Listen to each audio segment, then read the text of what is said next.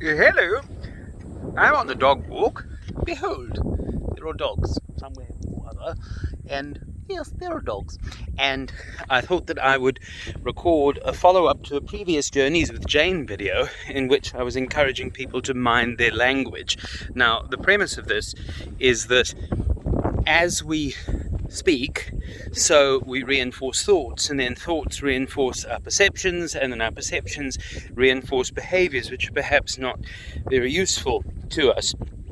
And the thing that I was going to add to that particular video was how often we speak in absolute terms. Certainly, well, to use the previous thing, how often I speak in absolute terms, and it's not necessarily useful. So if you do the same thing, I would encourage you not to. Now, let me give you an example of what I mean. People will often say something like, oh, I have to do X, or, well, I can't do Y. And the problem is that then that becomes a truth. The idea that you have to or that you can't do something else. And of course, the idea that you can't do something or that you have to do another given thing is contingent. What I mean is that it's not that you have to breathe. I'm going to use a really extreme example. You don't have to breathe. The having to breathe is contingent on something else. And in that case, it is, I have to breathe in order to stay alive. Or I have to get on with my colleagues so as not to have a more difficult time at work. But it's not that you have to get on with your colleagues in and of itself. It's that you have to do that if you want to achieve something else. Like, I have to breathe should I choose to stay alive. But the moment that you remove language, like I have to or I can't, it lays more bare. Oh, the dogs are doing something naughty, aren't they adorable? It lays bare what you're choosing. So, for instance, if I say I have to breathe in order to stay alive, the choice that I'm making is a choice to be alive. And as opposed to me thinking that I simply have to breathe or get on with colleagues or do the dishes, I'm then saying to myself, no, I have agency in the situation and I'm choosing to have a clean house. I'm choosing to get on that much better with my colleagues. I am choosing not to drop dead. And that is a choice that I have as opposed to something which I'm simply compelled to do.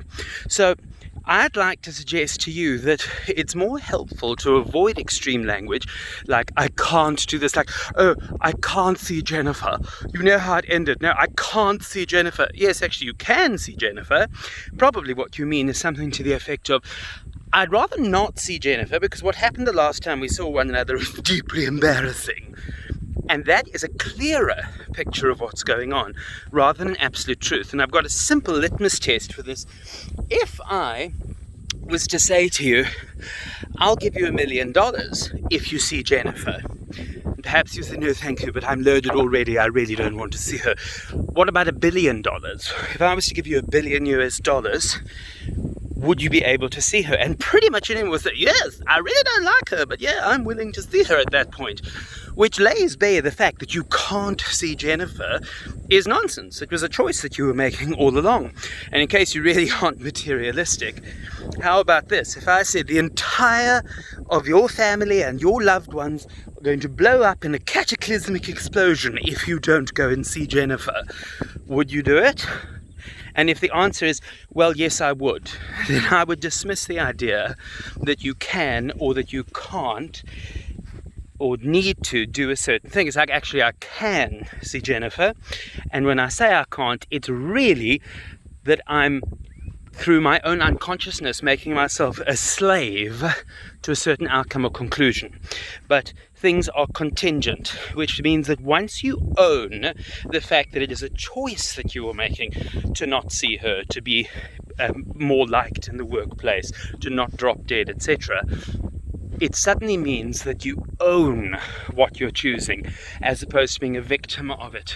And a phrase I absolutely love, which connects with this beautifully, is, if you're not changing it, you're choosing it. So I think that's good. If you're not changing it, you are choosing it.